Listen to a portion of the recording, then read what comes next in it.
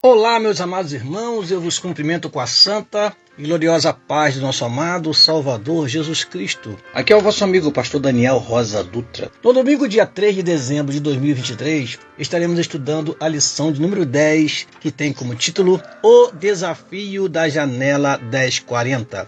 E a leitura diária de segunda-feira se encontra na carta de Paulo aos Efésios, capítulo 6, versículo 12, e foi intitulada como Nossas armas são espirituais, porque a nossa batalha não é carnal. Diz assim o texto sagrado: porque não temos que lutar contra a carne e o sangue, mas sim contra os principados, contra as potestades, contra os príncipes das trevas deste século, contra as hostes espirituais da maldade nos lugares celestiais.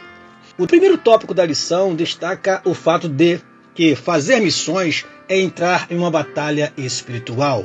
O inimigo de Deus e do Evangelho tem cegado os povos, como afirma 2 Coríntios capítulo 4, versículo 4, que diz: nos quais o Deus deste século cegou os entendimentos dos incrédulos, para que lhes não resplandeça a luz do Evangelho da glória de Cristo, que é a imagem de Deus. Cegos em seu entendimento, os homens criaram formas diferentes de se relacionar com o mundo espiritual, sem de fato conhecê-lo. Sem a iluminação e revelação divinas, criaram religiões que se multiplicam e se espalham pelo mundo, causando grande barreira para a disseminação do Evangelho. Dessa forma, a conquista das almas representa uma guerra intensa travada contra os principados, potestades, príncipes das trevas e hostes espirituais da maldade. Se a guerra é espiritual, as armas que usamos também precisam ser espirituais. Não vamos vencer com debates, discussões, argumentações, ideologias, discursos inflamados e confronto de palavras. Infelizmente, ainda há os que apontam suas armas contra um irmão, uma igreja, um determinado pastor ou líder, enquanto o exército do inimigo avança e conquista outros povos, outras cidades, outras famílias.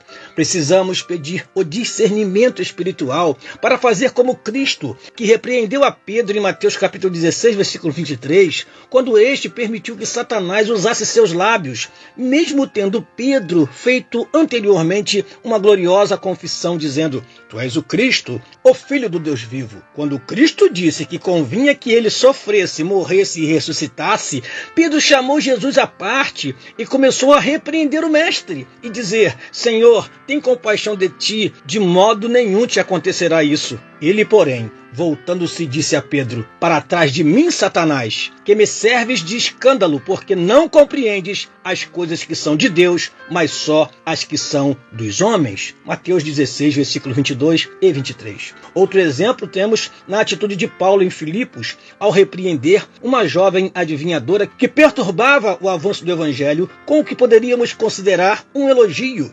Ela dizia: Estes homens que nos anunciam o caminho da salvação são servos do Deus Altíssimo. Atos 16, 17. Mas, por trás dessa afirmação, estava um espírito maligno que foi repreendido por Paulo. Quem sabe, amados irmãos, os likes e curtidas tão desejados no presente século não são também estratégias do inimigo para nos tirar do verdadeiro foco, que é ganhar alma para Cristo? A lição nos traz a armadura de Deus. Mas não nos esqueçamos que temos outras armas espirituais indispensáveis, como o louvor. Diz a Bíblia em 1 Samuel capítulo 16, versículo 23, que um espírito mau se apartava de Saul quando Davi tangia a sua harpa. E temos também o jejum. Em Mateus 17, 21, Jesus disse que há casta de demônios que só saem com jejum e oração.